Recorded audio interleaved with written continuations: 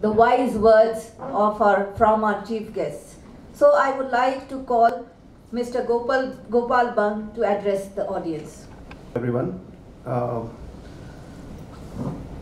and address this diverse audience today. This is my first time addressing authors, and I am privileged to be here. I'll take you through some important basics of blockchain. Before we start about blockchain, I would like to have a quick show of hands. So I would like to ask how many of you heard about blockchain or know about blockchain? Probably quick show of hands. Okay, only a couple of hands, 4 or 5. How many of you have heard about NFTs? Okay, cool. So at least 20-30% of the crowd knows what is NFTs. Okay, cool. So yeah, so we'll see what is blockchain, what is NFTs, and how it is useful for authors as creating digital offering for their fans and improving their fan relationships. So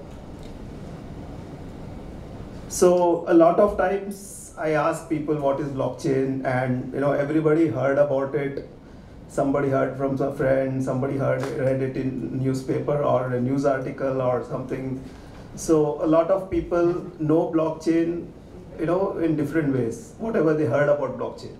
So some people think it is the technology behind Bitcoin or Ethereum, which are the cryptocurrencies which are very popular. Or some people think it is the technology which is used to create NFTs, which we will talk about a bit later in the session. And some companies have heard about blockchain. Some companies are doing things on blockchain. So it is the buzzword. Many companies want to know what they can do with blockchain. And I, as part of my job, work with many companies to see what they can do and help them to do that. And obviously, many companies want to be in blockchain because that has been the buzzword in industry today. Many companies who have blockchain projects have raised millions of dollars. So it has become kind of a lucrative word to have for a company who is operating in any sphere. So let's see what blockchain actually is. Next. All right. So at very high level speaking, in general parlance, you can say blockchain is a ledger, one big ledger in the cloud. So basically, we have been using ledgers for maybe as far as accounting started, maybe 300-400 years ago. We have been using ledgers to record things. Why we want to record things? Basically because we want to have proof of something happening, whether it's a transaction, whether it is someone owning something. So we do a lot of records. We have land records, we have birth records, we have everything. We record almost many things during our lives. So blockchain gives these records power by making it immutable. That means it is not it cannot be changed by one single person, because generally the problem with records is records are being kept by human beings and they are susceptible to be manipulated in some way or the other, whether it is manual records or digital records. So blockchain technology offers solution to that problem. So it makes those records cryptographically secured, and it is a kind of a distributed database wherein billions of computers are connected to form a network and to form a ledger which is there on the internet. Any transaction which has to be recorded on the blockchain, all these nodes have to agree that this transaction is legitimate, and more than 60% of the nodes have to agree that this transaction is legitimate, and then only a transaction can be recorded on the blockchain. So to give you a very crude example, let's say we are kind of deciding who has to get an award, right? So if I say, people to say how many of you want X person to get the award. So if more than 60% of the people think the X person should get award, then the X person gets award. So likewise in blockchain, what happens is there are millions of computers, and whenever a transaction comes on the blockchain to be written on the blockchain, the blockchain broadcasts this transaction to the entire network, and more than 60% of the computers have to agree that yes, this transaction is legitimate. That is when blockchain can record that transaction. So how it helps? Because nobody can manipulate a transaction just like that, because all the nodes have to agree, and then only the transaction can be recorded. And second thing is, if you want to change something, again you have to make everyone agree, all the nodes agree, and then only you can change any transaction. Unlike traditional systems where you can change things because it's a standalone software, it is not in the network. So you can you can change it, you can make any changes. But on blockchain, all the nodes have to agree, and then the transaction is accepted. I think I'll deal with that in the next slide, but I'm just trying to make it little more generic for you. So this is how typically blockchain works. Ownership, same role in the network. No node is bigger or smaller, and for a transaction to be recorded, more than 60% of the nodes have to agree that the transaction is right. That is only when the transaction can be recorded on the blockchain. So the P2P network validates whether a transaction has to be recorded, and once they have validated that the transaction is actually legitimate, then it is sent to a block. So basically, we cannot record every transaction every time. So what they do is they create blocks of transaction. So every 100 transaction or every 50 transaction is blocked together and posted on the network. And that is why we get the name blockchain, because it is a chain of blocks of transactions which are chronologically added to the network. So anything which is already recorded cannot be changed that easily, because each of these blocks are connected to the previous block since inception. So any information which has to be added to the network, all the nodes have to agree, and then only the information gets added. So a new block is then added and the transaction is complete. Again, this is very technical thing, but I'll give you better examples maybe as we move forward. But typically this is what happens between those computers, and this is the reason why the transactions are more secure. So how blockchain can be useful? Now I have talked about blockchain being a ledger, blockchain being difficult to manipulate, blockchain, anything recorded on blockchain is permanent, because changing it is very difficult. So how is it useful in general? It is useful mainly to do three things at a very high level. One is storing digital records. So anything which you want to record, and it has to remain there as a source of truth. Nobody can manipulate it or nobody can change it unless everybody agrees. So that is one thing blockchain can do. The other thing is exchanging of digital assets. I think this is the most popular use of blockchain. As you can see, there are cryptocurrencies getting very popular. The trading volume of cryptocurrencies is actually exceeding trading volumes of other traditional assets like equities or bonds or gold or whatever. So that is one of another major function. And the third one is executing a smart contract. So I will talk about smart contract a little bit more, because this is something which has made blockchain useful for any of the use case in our general life. So basically, smart contract is a piece of code on which you can record certain rules based on which certain outcomes can happen. So for example, I'll give you a very simple example. Let's say we are traveling and we bought a travel insurance. So the travel insurance gives you, let's say, 1,000 rupees per hour of delay in your flight while you are waiting for flight. If the flight gets delayed more than an hour, then you get every hour of delay, let's say 1,000 rupees.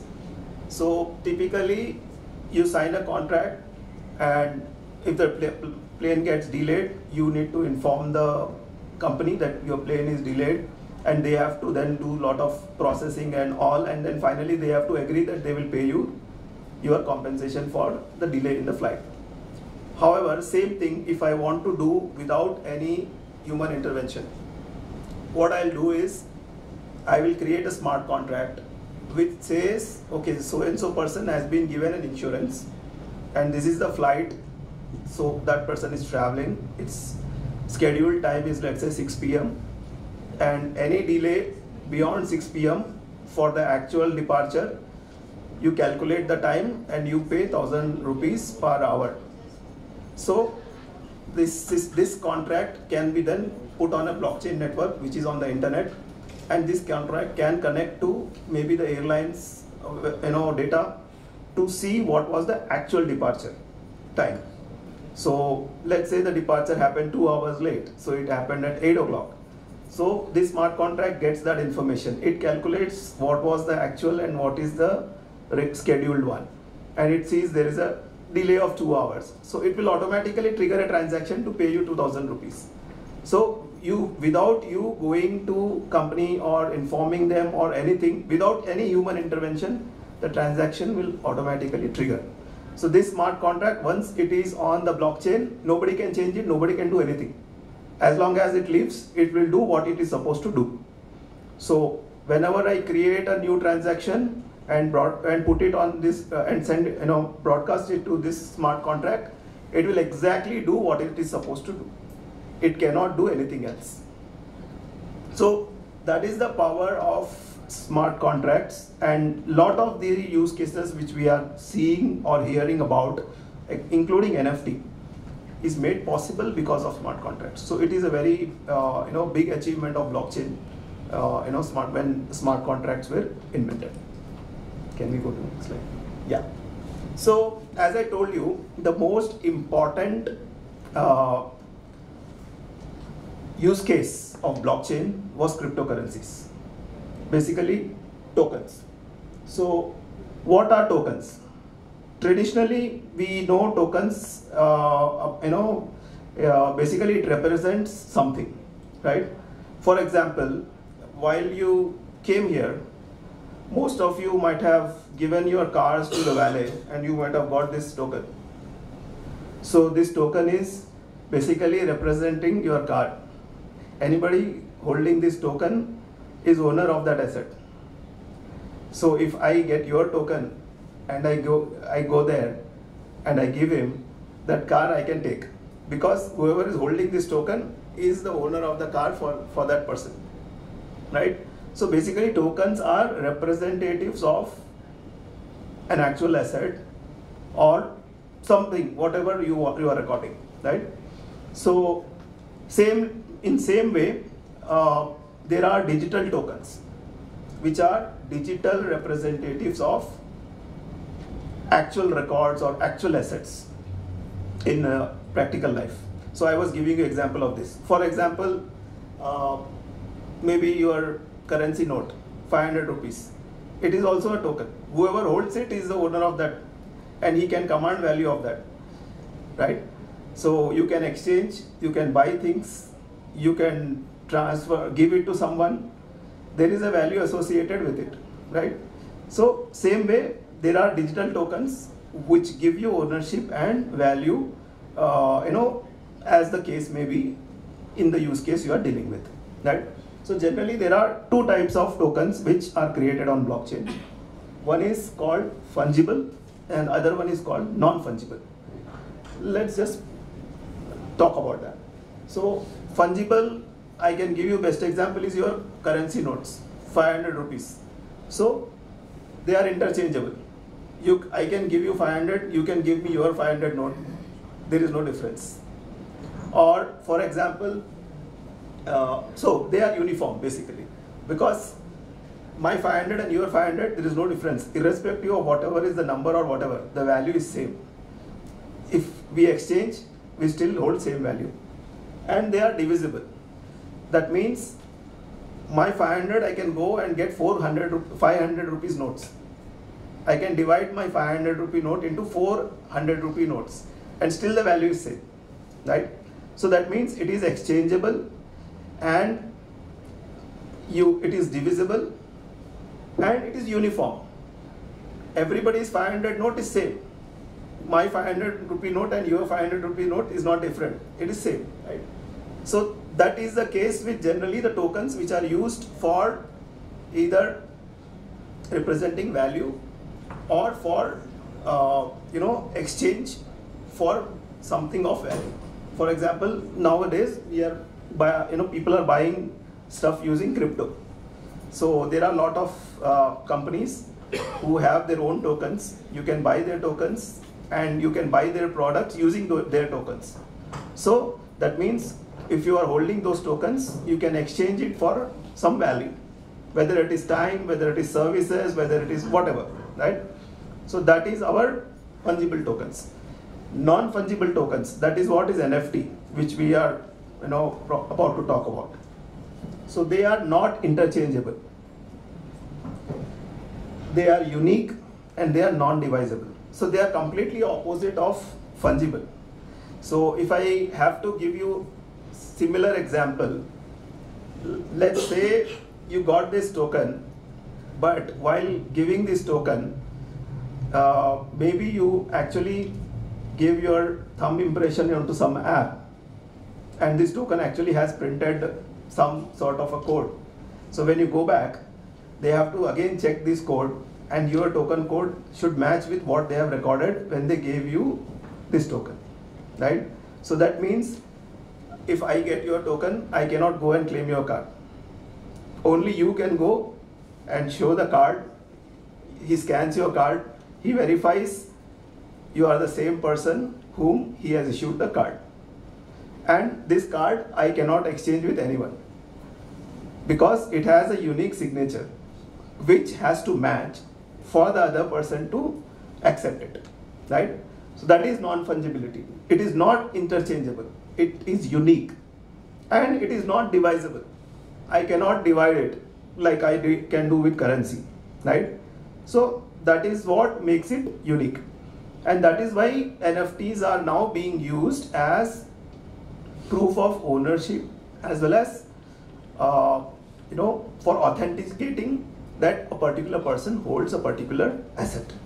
So it is a digital representation of any kind of asset. Right? It could be books, it could be audio, it could be video, it could be anything. You can practically take any asset, create an NFT for that, and whoever holds that NFT can prove that he holds that asset, right? So I'm just telling you in very basic sense. It is little more complicated than that, but at the very basic level, that is what it does, right? Let's go to next one. So let's talk about NFTs now. So they are unique representations of artifacts or assets on the blockchain. So as I told you, any asset, whether it is a physical asset or a virtual asset, it can be represented on blockchain in the form of a non-fungible token. As the tokens are unique, and as whoever holds it can claim ownership of that particular asset, this becomes a very powerful use case for any kind of physical asset. So what are the characteristics of NFTs? Basically, they are digital assets created on blockchain, and as I told you, anything created on blockchain, it cannot be manipulated or changed. It remains there forever. So if the blockchain records you as owner of a particular token, then you are the token holder until you transfer that token to someone by making a transaction on blockchain, right? As long as it stays in your wallet, it belongs to you. Nobody can claim it because your wallet is secured by your personal PIN. So you hold it. If you make a transaction, the transaction gets recorded on blockchain that you are who is actually owner of this transaction. You are proving that by giving your private key. So that means you are transferring it to someone else. So when you make a transaction like that, then blockchain records that, okay, this particular token is transferring from this wallet to that another person's wallet, and from that point onwards, the other person is the owner, as you've already transferred it to them, right? So same way, if someone is holding an NFT for, let's say, a book, so as long as that NFT is in his wallet, nobody can touch it because it needs you personally to put your PIN to transfer it to someone else. And because this transaction is trusted on the blockchain, it is verifiable at any point of time who holds this particular NFT, right? And if that NFT has to be transferred or the ownership has to be transferred, then a blockchain transaction has to happen and it has to be recorded and created on blockchain, and that is when things will move from one person to another. So it is unique because, as I told you, it has a unique signature on blockchain. Every unique NFT created has a unique identity on blockchain. It cannot be duplicated or it cannot be, changed in any way.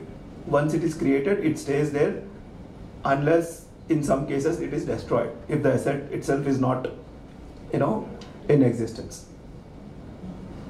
And it is exchangeable. So you can transfer that to someone for some value. So generally people collect collectibles because they feel the value of the collectible will go up in future, and at some point of time they might be able to make some appreciation on their investment, right? So same is the case with NFTs. Why people buy NFTs? Because they want to own that exclusive content or exclusive item which is represented by that NFT, and which probably by passing of time will improve in its value, right? So it is exchangeable. There are some keywords which I want to introduce. Minting. Basically, whenever an NFT is created, NFT is like a token. It's like a virtual coin. So the process of creating NFT is called minting. Process of creating any token on blockchain is called minting. Whether it is NFTs, whether it is other tokens, any kind of token which is possible, it's called minting. Then there's something called gas fee. Now I told you that blockchain is a network where you can add transactions and the network will validate whether the transaction should be there or not. And once the network validates, that is when the transaction gets added. But for the network to do all this, the network also needs some resources, right? Because the network is working for you, so you have to pay the network what is the cost they have incurred, right? So there is something called gas fee. Whenever you record a transaction on blockchain, the blockchain will tell you, okay, to record your transaction, that means to validate and put your transaction on the ledger, this is the amount of gas fee you need to pay. Generally that gas fee is very, very minuscule amount when compared to other charges we pay everywhere else. It will be less than 1%. It will be 0.2, 0.5, whatever. I mean, depending on the demand and supply, because these nodes are available. And at that point of time, when you want your transaction to happen, depending on availability of these nodes to validate your transaction, the gas fee could vary. Because all these nodes are like general people. And whenever I want to record a transaction, I will demand the gas fees based on the current demand. For example, you use Uber or Ola. In peak time, they will do 2x or 5x, sometimes crazy numbers, right?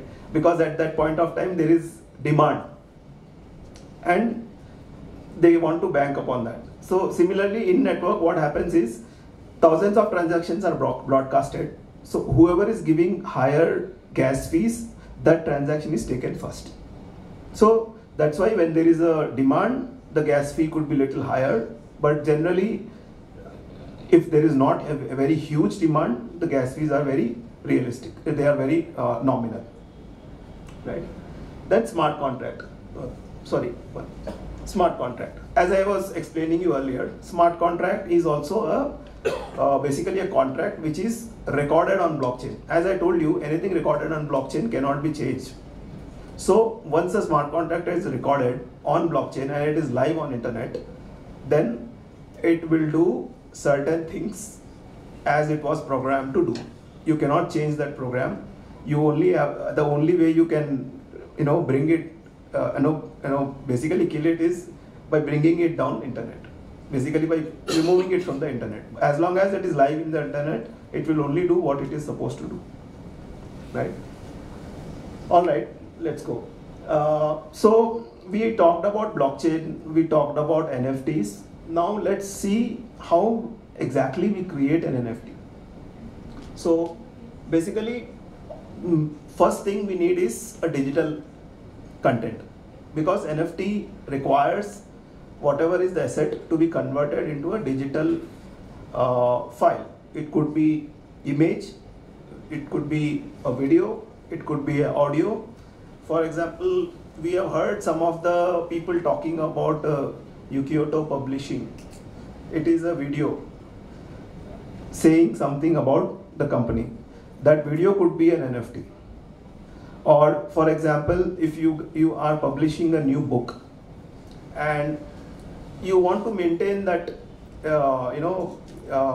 relationship with your fans, and you want to reward people who are coming early to demand, they are creating demand for your content, right? So probably you might have some limited edition. First 50 copies have NFT. Or you might issue an NFT along with first 50 copies, and whoever is holding that NFT, he might get some additional content.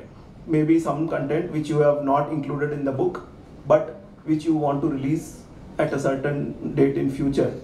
And you want to release it only to specific people who have supported your book or who are big fans of your book to buy your NFTs by paying additional money because they want to see your content first, right?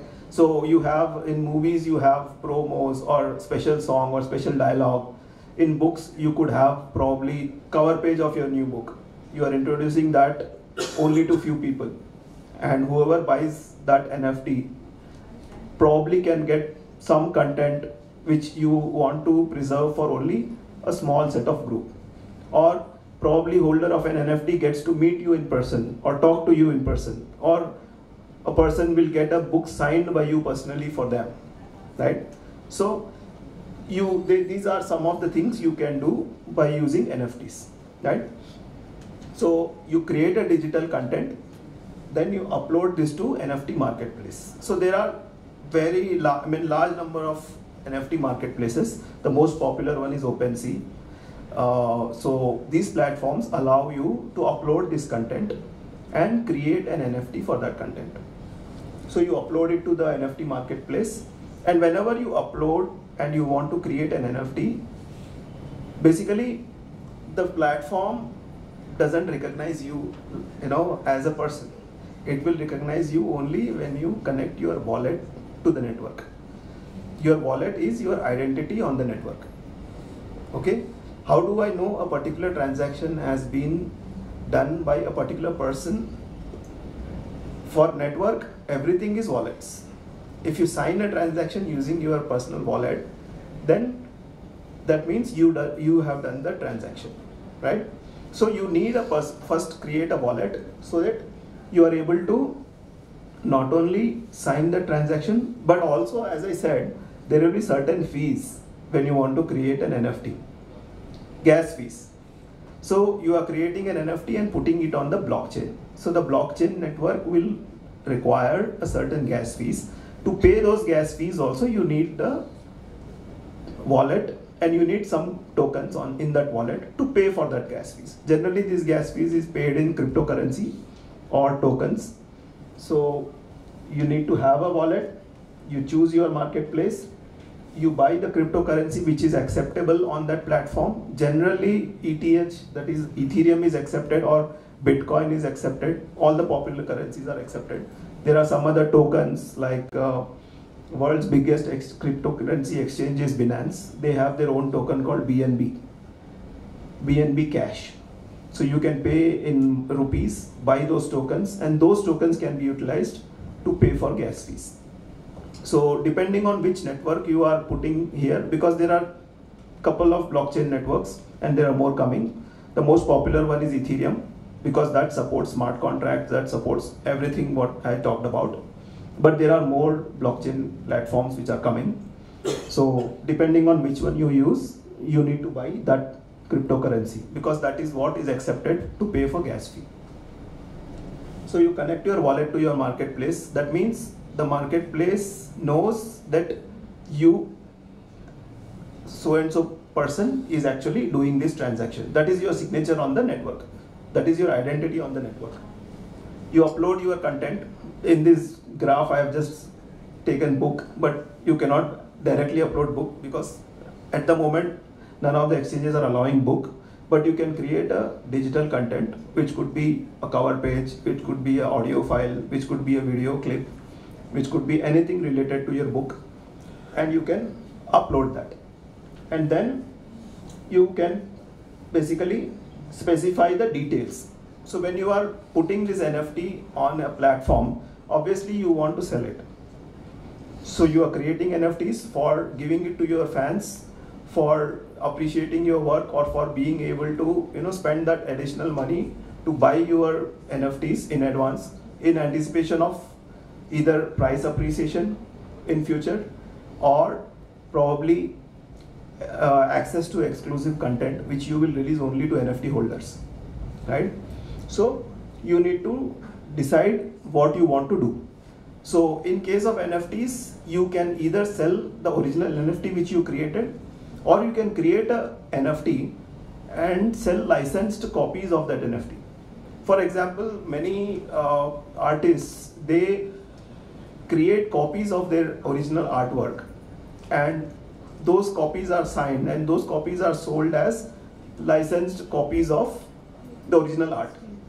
I think especially in paintings, I think I have heard about that. Like, you have a painting by a very famous painter, the original is not affordable by everyone, but they have licensed copies, so which copy and which carry royalty to the original content creator, and they sell these licensed copies. So in this case, it is also possible that you will sell, you will keep the original NFT with you, and you will sell only licensed copies. And whatever you want to do in future, you can do, like for example, releasing a particular perk to your NFT holders. You can choose to either give it to licensed copy holders or original NFT holders, depending on what you want to do. You have to specify all those when you are creating an NFT. Then you have to also describe what price you want to ask for, right? So if you are selling the original NFT, that means that NFT is exclusive. Whoever buys that, he owns that NFT. Nobody can create copies, or nobody can do anything. So that is your original NFT. Whereas you can also specify that I want to do original NFT, but I also want to do licensed copies. So in that case, as long as you hold the original NFT with you, you can create licensed copies and sell. Let's say someone wants to buy the original NFT, you can even sell the original NFT. From that point of time onwards, they are entitled to create copies and sell, because the NFT has been transferred from their wallet to, from your wallet to their wallet, right? Now they are the owner of the NFT. As far as blockchain is concerned, they recognize that person only because the token is in their wallet, right? So you will specify how much you want to sell the original for, you will specify how much you want to sell the licensed copy, you will specify how many copies you want to do. Certain artists might not want to do like thousands of copies. They want to do only 20 or exclusively for a small group, right? So you specify how many copies are possible. Once you specify or freeze that, then nobody can make more than that copies. because the blockchain is already recording it, right? So if you have recorded initially that you want to create only 20 copies, if someone tries to go and make a 21st one, even you cannot, not anybody else, even you cannot do it, because the smart contract's already recorded what you want to do when you created this transaction, right? And you can also record what subsequent royalties you want. So for example, you created an NFT today. You are selling it for, let's say, 1 lakh rupees. Now somebody bought it. And in future, maybe the value of the NFT went up. Maybe he's trying to sell for, let's say, 2 lakh rupees. But whenever a resale happens, you can also choose to decide how much of royalty you want to charge from resales. So if someone is selling it to third party, the number of times it sells, you can get royalties for you, right? So you can have royalties on resale. So all these details you will specify, and then you will list the transaction for sale, the NFT for sale, and you manage the transactions. So as the traffic comes to the website, they show interest in buying your NFTs, they will pay whatever the price you have kept on the platform, plus the gas fee also they will pay. And upon successful transaction, you will transfer the NFTs to the buyer, and you will get the worth based on what you have decided previously. So if you are selling the original NFT, you will get what you have decided the price for original NFT. You will get price of licensed copy if you have decided to sell a licensed copy. And subsequent transactions, if you have kept a royalty for yourself, then you will get royalty as and when the token exchanges hands. All right. Next. All right. So now we talked about blockchain, we talked about tokens, we talked about NFTs. Now I want to leave you with these two thoughts as to why even we have to bother about NFTs.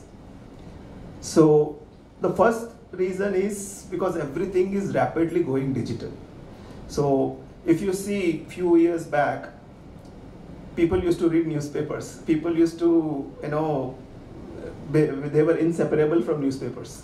Every morning they have to have the newspaper. Some people can't even, freshen up if they don't get newspaper, right? So that was the newspaper era, and you have to wait for news to come in the newspaper, and that is when you know. Then came televisions. You can know as things are happening, right? So now you don't have to wait for next day's newspaper. You can know things as and when they are happening if they are broadcasted live. And then came internet, mobile phones. Now people don't even want to watch TV. They want to watch news from wherever they are. They might be stranded on road somewhere. They don't have to go home and watch TV. They will watch it on phone. So that means slowly our habits are changing. We are going to digital for everything. And the time will come when you won't be able to generate this revenue if you are not digital, right? So you have to go with the times. So as the digital NFT becomes more and more popular, it will open up more avenues for you to generate more revenue for your work, because the traditional way will still be there, but the highest growth is happening in the NFT and the digital space, right? So if you are there, then you will be able to move with the times, right? So everything is going digital, so you have to go digital. Then everything digital actually is moving to Web 3. Let me explain you a little bit about Web 3. I don't want to go into details because it will become too much for you guys. So Web 1 was where you had websites, you could only go and check out information on the website. You can't do anything else. That is how internet started, right? You go and visit websites, you can only read things. You cannot write. That is how it started. So it was the read-only internet, where people will put up content on their site, you go and read. That's it. So that was Web 3. Now comes Web 2, where you can read as well as interact with internet. That means you can book flight tickets, you can send emails, you can do LinkedIn post, you can go to Facebook and talk to someone. That means you started interacting with internet. Initially it was read only, now it is read and write, right?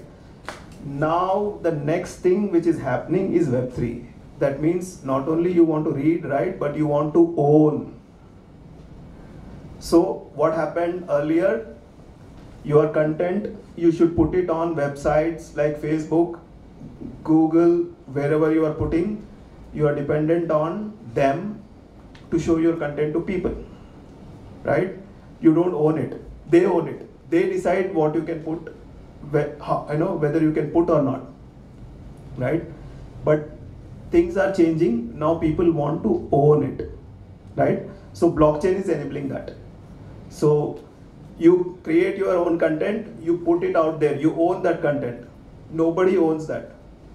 Whoever has the money, whoever has the tokens, whoever is interested in you, he can directly buy from you. You are not dependent on Google or Facebook to sell your product. They can directly transact with you. And that is what blockchain is enabling, right? So that is Web3. And that is what is happening. And it is happening at a very rapid pace. In few years, everything, most of the things will become Web3. And you have to be there to make sure that your books, your content, everything also is Web3 compatible. And that is where NFTs come, right? So you give your fans what they need. Next slide, please. Some benefits of NFTs. As I said, currently you can sell your product in particular regions. If it is a physical book, then your reach is restricted to wherever you can sell it physically, right? But NFTs, internet and ebooks, they have created wider market for you. NFTs are even, extending it further, that people can own it from any place in the world. They can buy it in any, from any place in the world, because currencies are not involved in most of the cases. You pay through cryptocurrencies, which are freely transferable across the border, right? So it increases your reach. People who were not earlier able to do, buy your content can still now buy your content. Control over your income streams. So I told you, you can decide royalties and everything. So you can control your income. Inbuilt royalty for secondary sales. As I told you, you can have royalties on resale of your product. Transparency and immutability, because everything is on blockchain, cannot be changed. It is permanent as and when it is put on blockchain. For collectors, they own exclusive NFTs. They get access to special edition content, and they get appreciation of value in future, and they get access to members only event in future. So some authors might want to do members only events, and if you hold NFT, you get access to that. And that is how the value of the NFT increases by time, right? Because someone is your big fan, he wants to own that NFT so that he gets access to events you will do it later. So he is willing to pay more. So your value will appreciate. Next, please. As I was just mentioning, how can you start? Where to start? So you can do a collectible version of your cover, maybe your upcoming book, its cover page. You create it as NFT. You have additional original works, certain character of your book. You create an NFT for that, or certain page of your book which is very interesting one, or a foreword or whatever. Some content can be created into an NFT. You can have a limited edition chapter which you will give only to NFT holders. So you have to buy the NFT to get access to that chapter. You can have a NFT which helps your reader to solve a puzzle in your book which you have not solved for them. So it keeps them curious as to how to solve it. So you buy your NFT and you solve your puzzle. You have certified digital version of your book. You have a text of your book, created into an image, and that is an NFT. You can have a freebie for people who are holding those assets. Like for example, they get an exclusive talk with you or something like that. Okay, so these are some of the examples where you can use NFTs. I think we are running out of time, so I'll stop here. Thank you so much. You have been a lovely audience. Thank you.